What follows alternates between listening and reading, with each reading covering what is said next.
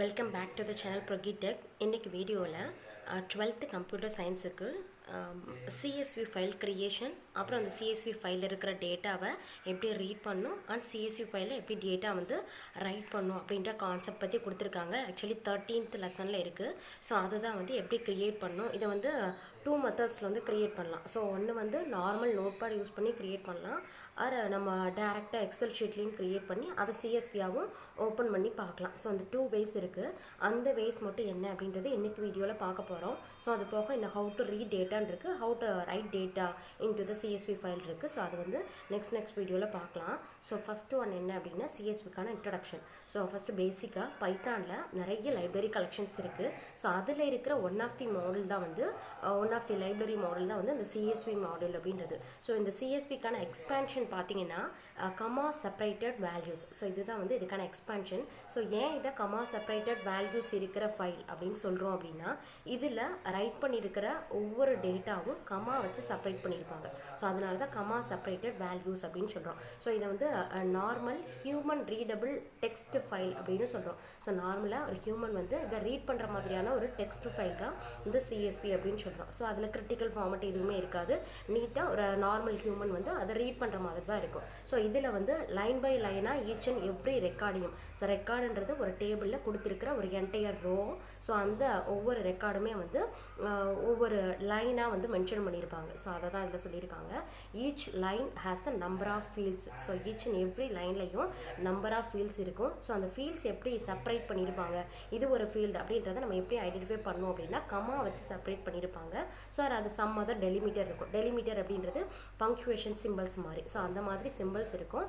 அதை வச்சு இந்த டேட்டா, இது ஒரு டேட்டா, இது நெக்ஸ்ட் டேட்டா, இது அடுத்து இருக்கிற டேட்டா அப்படின்றத நம்ம ஃபைண்ட் அவுட் பண்ண முடியும். ஸோ நெக்ஸ்ட் ஒன் என்ன அப்படின்னா, அதில் இருக்கிற ஈச் அண்ட் எவ்ரி லைனையும் நம்ம ஒரு ரோவாக கன்சிடர் பண்ணிக்கலாம். ரோ மீன்ஸ் ரெக்கார்டாகவும் கன்சிடர் பண்ணிக்கலாம்.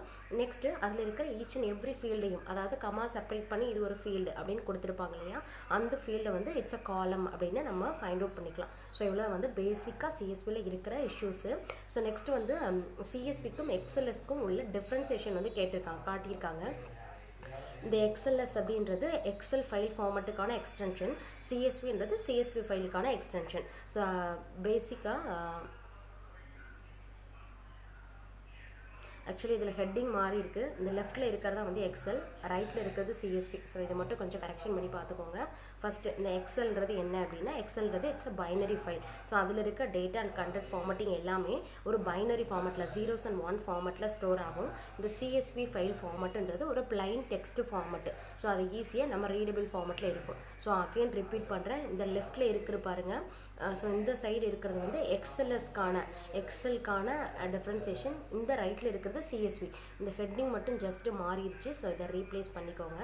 ஸோ நெக்ஸ்ட் செகண்ட் பாயிண்ட் என்ன அப்படின்னா, can only be read by applications.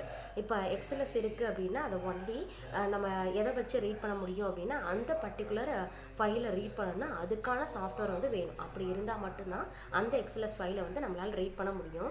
So next இந்த CSV it can be open with any text editor. So CSV open பண்ணி பார்க்கணும், அதில் என்ன கண்டென்ட் இருக்குன்றதை பார்க்கணும் அப்படின்னா அதுக்குன்னு ஒரு நார்மல் டெக்ஸ்ட் எடிட்டர் இருந்தால் போதும். அதில் நம்ம டைரெக்டாக ஓப்பன் பண்ணி பார்க்கலாம். அதுக்குன்னு ஸ்பெசிஃபிக்காக எந்த ஒரு சாஃப்ட்வேருமே we don't refer that. So next இதுக்கான எக்ஸ்டென்ஷன் கொடுத்துருக்காங்க, .xls ஆர் .slsx. இதுதான் இந்த எக்ஸல் ஃபைலுக்கான எக்ஸ்டென்ஷன். சிஎஸ்வி பார்த்துக்கிட்டிங்கன்னா .csv அப்படின்னு மட்டும் ஸ்டோர் பண்ணால் போதும். நெக்ஸ்ட் இந்த Excel file including both content and formatting கொடுத்துருக்காங்க இல்லையா. ஸோ கண்டென்ட் ஃபார்மட்டிங் ரெண்டுத்தையுமே சேர்த்து அந்த எக்ஸல் ஃபைல் ஸ்டோர் பண்ணும். ஆனால் இந்த சிஎஸ்வின்றது ஜஸ்ட் ஒன்லி கண்டென்ட் மட்டும் தான் ஸ்டோர் பண்ணும். அதில் எக்ஸ்ட்ரா சார்ட்ஸோ ஒரு ஃபார்முலாஸோ மேக்ரோஸோ எதுவுமே க்ரியேட் பண்ண முடியாது. ஆனால் இந்த எக்ஸலில் நம்ம சார்ட்ஸ் க்ரியேட் பண்ணிக்கலாம், ஃபார்முலாஸ் க்ரியேட் பண்ணிக்கலாம். ஸோ ஃபர்தர் இமேஜஸ் ஆட் பண்ணிக்கலாம். இது மாதிரி ஆப்ஷன்ஸ் எல்லாமே எக்ஸலில் இருக்குது. அந்த சிஎஸ்பியில் அந்த ப்ரொவிஷன் கிடையாது. ஸோ நெக்ஸ்ட்டு அந்த எக்ஸலில் இருக்கிற ஒரு டேட்டாவை இம்போர்ட் பண்ணுறதுக்கு நிறைய டைமும் ஆகும், ப்ளஸ் லாட் ஆஃப் மெமரிஸும் ஆக்குபை பண்ணிக்கும். ஆனால் இந்த சிஎஸ்வி ஃபைலை ஒரு பர்டிகுலர் பிளேஸுக்கு இம்போர்ட் பண்ணுறப்போ it will be much faster. Then இது வந்து கம்மியான அளவு மெமரியை மட்டும் கன்சியூம் பண்ணும், லெஸ் மெமரியை கன்சியூம் பண்ணும் அப்படின்னு கொடுத்துருக்காங்க. ஸோ இவ்வளோ தான் வந்து சிஎஸ்விக்கும் எக்ஸ்எல்எஸ்க்கும் உள்ள differentiation. Next purpose of CSV கொடுத்துருக்காங்க. ஏன் ஒய் வி நீட் சிஎஸ்வி அப்படின்றது தான் நெக்ஸ்ட்டு. ஸோ சிஎஸ்வின்றது ஜஸ்ட் ஒரு சிம்பிள் ஃபைல் ஃபார்மெட்டு தான். ஸோ அந்த சிம்பிள் ஃபைல் ஃபார்மெட் யூஸ் பண்ணி நம்ம ஒரு டேபிள் சைஸில், அதாவது டேபிள் ஃபார்மெட்டில் கண்டென்ட் எல்லாத்தையும் ஸ்டோர் பண்ணி வச்சுக்கலாம். ஸோ இதுதான் இதோட பேசிக் நீடேன்னு. ஸோ இந்த மாதிரி ஸ்டோர் பண்ணுற டேட்டாவை நம்ம ஒரு ஸ்ப்ரெட்ஷீட்லேயோ அது ஒரு டேட்டா பேஸ்லேயோ ஈஸியாக இம்போர்ட் பண்ணிக்கலாம், வியூ பண்ணி பார்த்துக்கலாம். அந்த டேபிளர் ஃபார்மெட்லேயே வந்து வியூ பண்ணி பார்க்கலாம். ஸோ நெக்ஸ்ட் ஒன் என்ன அப்படின்னா, இதில் இருக்கிற கண்டென்ட்டை ஸ்ப்ரெட்ஷீட்லேயோ ஒரு அனதர் ஸ்டோரேஜ் டேட்டா பேஸஸ்லேயோ இம்போர்ட் பண்ணுறது மச் ஈஸியர் அப்படின்னு கொடுத்துருக்காங்க. நெக்ஸ்ட் ஒன் என்ன அப்படின்னா, இந்த சிஎஸ்வி ஃபைலில் எதுலெல்லாம் ஓப்பன் பண்ணலாம் அப்படின்னு கொடுத்துருக்காங்க. ஸ்ப்ரெட்ஷீட்ஸில் ஓப்பன் பண்ணலாம், மைக்ரோசாஃப்ட் எக்ஸலில் ஓப்பன் பண்ணலாம், நார்மல் டெக்ஸ்ட் எடிட்டர்லேயும் ஓப்பன் பண்ணலாம், ஆர் டேட்டா பேஸஸ்லேயும் இந்த சிஎஸ்வி ஃபைலை ஓப்பன் பண்ணலாம். அந்த டேபிளர் ஃபார்மெட்டில் அது எல்லாத்தையும் நீட்டாக நமக்கு ப்ளேஸ் பண்ணி காட்டும். ஸோ நெக்ஸ்ட் ஒரு கான்செப்ட் என்ன அப்படின்னா, creating CSV using notepad or normal text editor use பண்ணி எப்படி ஒரு சிஎஸ்வி ஃபைலை கிரியேட் பண்ணணும் அப்படின்னு சொல்லி கொடுத்துருக்காங்க. ஸோ ஜஸ்ட்டு நம்ம நோட்பேடை ஓப்பன் பண்ணிவிட்டு அதில் போய் ஃபைல் நியூவோ ஆர் Ctrl+N கொடுத்தோம் அப்படின்னா அன்டைட்டில்ன்ற நேமில் ஒரு ஃபைல் ஓப்பன் ஆகும், நியூ டாக்குமெண்ட் ஓப்பன் ஆகும். அதில் நம்ம ரைட் பண்ண வேண்டிய கண்டென்ட் எல்லாத்தையும், அதாவது ரோஸ் அண்ட் காலம்ஸ் கமா வச்சு செப்பரேட் பண்ணி ஈச் அண்ட் எவ்ரி ரோஸும் எவ்ரி லைனும் will be referred as row. Then அதில் இருக்கிற ஈச் அண்ட் எவ்ரி ஃபீல்டும் கமா செப்பரேட் பண்ணி கொடுத்துருக்கோம் இல்லையா, அந்த ஈச் அண்ட் எவ்ரி டேட்டாவும் will be considered as column. So அந்த மாதிரி நம்ம எல்லா கண்டென்ட்டையும் கொடுத்ததுக்கப்புறம் ஃபைல் சேவ் ஆர் Ctrl+S கொடுத்தோம் அப்படின்னா நமக்கு சேவஸ் அப்படின்ற ஒரு டைலாக் பாக்ஸ் வந்து ஷோ ஆகும்.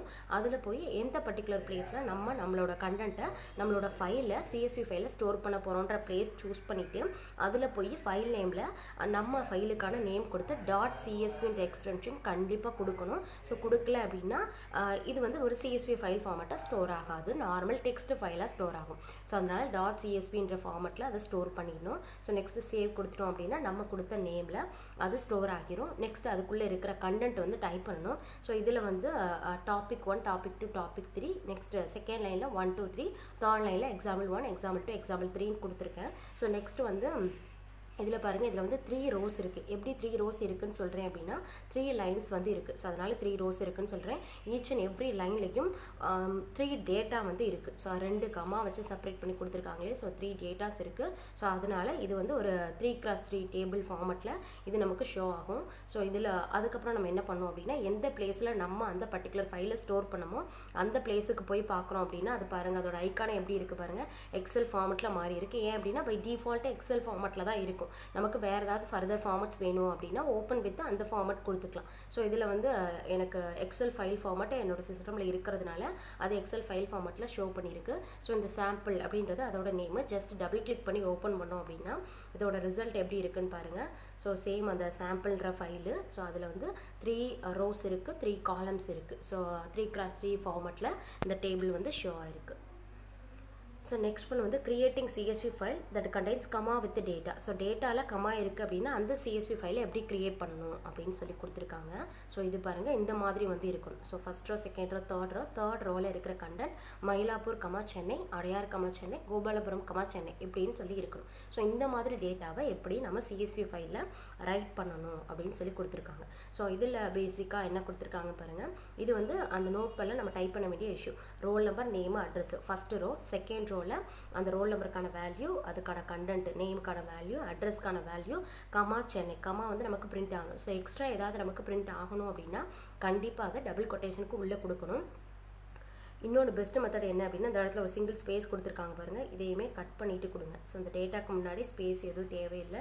ஸோ அப்படி கொடுத்தோம் அப்படின்னா மேபி நமக்கு அந்த டேட்டா வந்து இம்ப்ராப்பராக பிரிண்ட் ஆகக்கூட சான்ஸ் இருக்குது. ஸோ அதனால் தேவையில்லாமல் இந்த இடத்துல ஸ்பேசஸ் வந்து கொடுக்க வேண்டாம். இந்த டபுள் கொட்டேஷனுக்கு முன்னாடி, அதாவது நெக்ஸ்ட் டேட்டா ஸ்டார்ட் பண்ணுறதுக்கு முன்னாடி இந்த ஸ்பேசஸ் வந்து கொடுக்க வேண்டாம், கண்டினியூவாகவே ரைட் பண்ணிடலாம். ஸோ இந்த கமா நம்ம பிரிண்ட் ஆகணும் அப்படின்னா வித்தின் டபுள் கொட்டேஷனுக்குள்ளே கொடுக்கணும். ஸோ இங்கேயுமே அதே ப்ரொசீஜர் தான். ஸோ தேர்ட் லைன்லேயும் அதே தான். ஸோ இதை வந்து நோட் பேடில் ஃபுட்பால் டைப் பண்ணிவிட்டு இதை ஸ்டோர் பண்ணிவிட்டு நம்ம ஸ்டோர் பண்ண ஃபைலை போய் ஓப்பன் பண்ணி பார்த்தோம் அப்படின்னா இந்த மாதிரி ஓப்பன் ஆகும். ஸோ பாருங்கள், roll number, name, address Mylapore, Chennai அப்படின்றது சிங்கிளாகவே நமக்கு பிரிண்ட் ஆகிருக்கு. ஸோ நம்ம இந்த மயிலாப்பூர், சென்னையை வித்தின் டபுள் கொட்டேஷன் இல்லாமல் கொடுத்துட்டோம் அப்படின்னா அந்த Chennai will be consider as fourth data. Fourth காலமில் இருக்கிற டேட்டாவை கன்சிடர் பண்ணிக்கிறோம். ஸோ நமக்கு சிங்கிள் டேட்டாவை வேணும், ஒரு டேட்டாவுக்கு உள்ள இருக்கணும் அப்படின்னா we have to provide that double quotation அப்படின்றது இதில் இருக்க ரூல். ஸோ அதை போட்டுட்டோம் அப்படின்னா நமக்கு ப்ராப்பராக பிரிண்ட் ஆயிடும். நெக்ஸ்ட் வந்து same goes for new line. So இப்போ நம்ம என்ன பண்ணோம் அப்படின்னா கமா வச்சு எப்படி பிரிண்ட் பண்ணணும்னு பார்த்தோம்.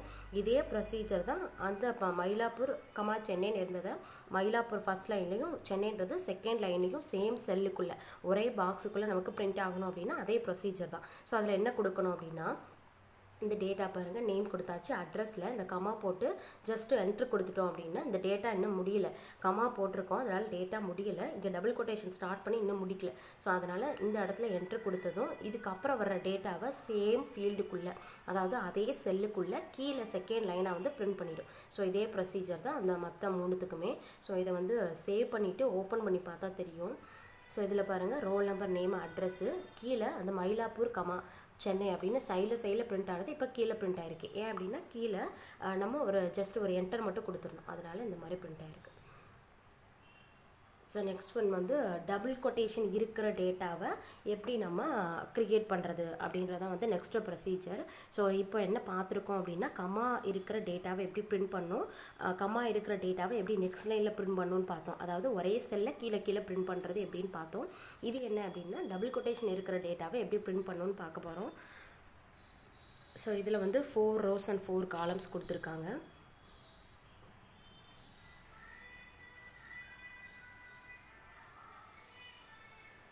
So roll number, name, favourite sports, அட்ரஸ்ன்னு கொடுத்துருக்காங்க. ரோல் நம்பருக்கான டேட்டா, நேமுக்கான டேட்டா, ஃபேவரட் ஸ்போர்ட்டு. ஸோ ஸ்போர்ட்ஸுக்குள்ளே பாருங்கள், இதோட அவுட்புட் பாருங்கள். அதுக்கப்புறம் அந்த கொஷின் பார்த்தீங்கன்னா உங்களுக்கு ஈஸியாக இருக்கும். ஸோ அவுட்புட் எனக்கு எப்படி வரணும் அப்படின்னா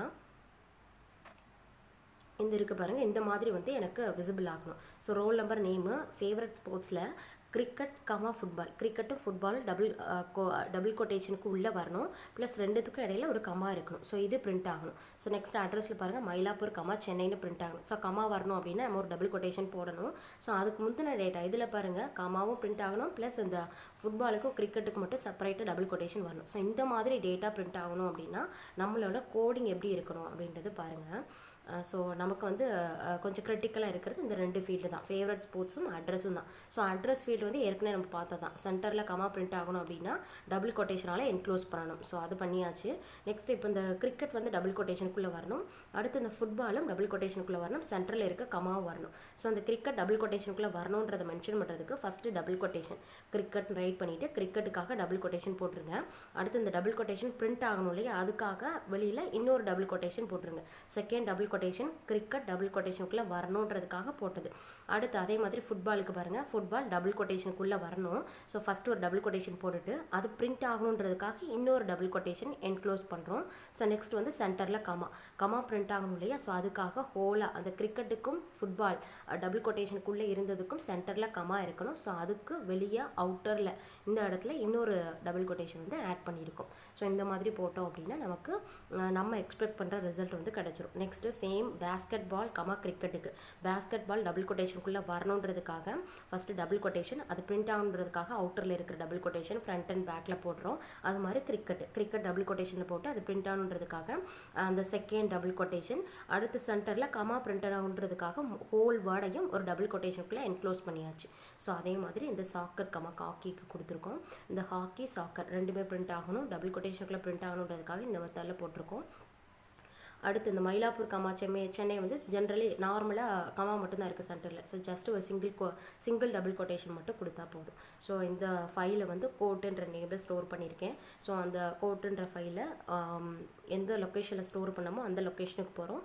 எக்ஸல் ஃபைல் ஃபார்மேட்டில் இருக்குது. ஸோ அது ஜஸ்ட் டபுள் கிளிக் பண்ணி ஓப்பன் பண்ணோம் அப்படின்னா ஃபஸ்ட்டு இந்த மாதிரி வரும். ஸோ இதில் பாருங்கள், நெக்ஸ்ட் ஃபீலுக்கு போன மாதிரி இருக்குது. இது ஆக்சுவலி நெக்ஸ்ட் ஃபீலுக்கு போன மாதிரி இருக்குது, ஆனால் நெக்ஸ்ட் ஃபீலுக்கு போகலை.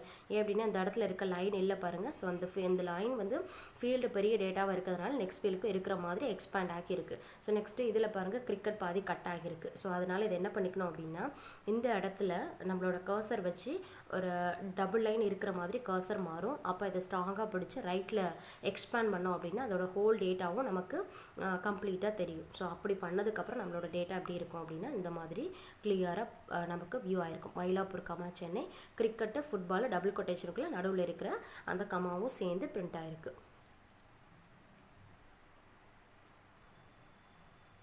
ஸோ நெக்ஸ்ட் ஒன் என்ன அப்படின்னா இந்த மயிலாப்பூர் கமா சென்னை வந்து கீழே பிரிண்ட் ஆகணும். இந்த இதில் பாருங்கள் ஒரே லைனில் பிரிண்ட் ஆகிருக்குது இல்லையா. ஸோ இந்த சென்னை மட்டும் கீழே இதே செல்லுக்குள்ளே கீழே பிரிண்ட் ஆகணும். அது மாதிரி அடையார் கமா சென்னை, அடையார் கமா சென்னை கீழே பிரிண்ட் ஆகணும். அப்படின்னா என்ன பண்ணணும்னு பாருங்கள். இதுக்கு ஃப்ரண்ட்டில் இருக்கிறதுல ப்ரீவியஸ்லி பார்த்தா சேம் கோடு தான். இந்த மயிலாப்பூர் கமா அதுக்கு கீழே மட்டும் கீழே போடணும் இல்லையா, அதுக்கு அடுத்து இருக்கிறது. அதனால் இங்கே வச்சு ஜஸ்ட் ஒரு என்டர், இந்த டபுள் கொட்டேஷன் இங்கே தான் முடியுது. ஸோ அதனால் இந்த என்டர் கீழே பிரிண்ட் ஆகணுன்றதை சிஸ்டம் புரிஞ்சுக்கும். ஸோ நெக்ஸ்ட்டு பாருங்கள் அடையார் என்டர் கொடுத்துட்டோம் அப்படின்னா சென்னை மட்டும் கீழே போயிடும். கோபாலபுரம் கொடுத்துட்டோம் அப்படின்னா சென்னை மட்டும் கீழே போயிடும். இதில் ஆக்சுவலி ஈச் அண்ட் எவ்ரி லைனுமே ஒரு ரெக்கார்டு ஆர் ரோன்னு சொல்லியிருக்கோம். ஆனால் இந்த இதில் வந்து அப்படி எடுக்காது. ஏன் எடுக்காது அப்படின்னா டபுள் கொட்டேஷன் இன்னும் நம்ம முடிக்கல இல்லையா.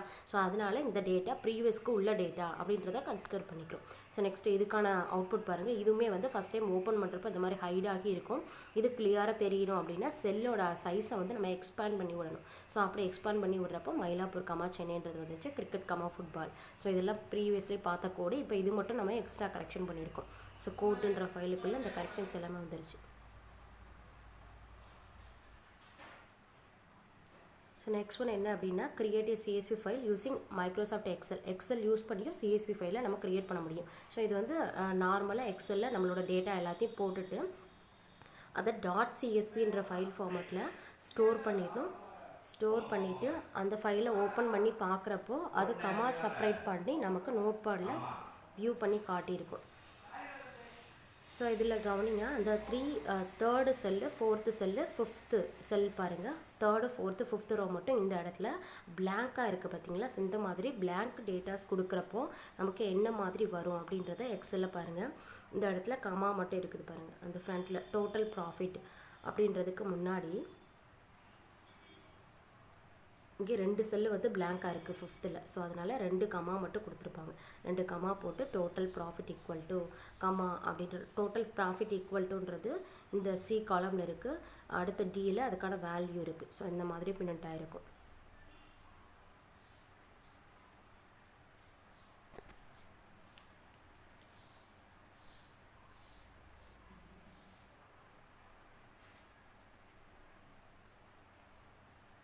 ஸோ ஆக்சுவலி இதுக்கான எக்ஸாக்ட் கோடு வந்து இது கிடையாது.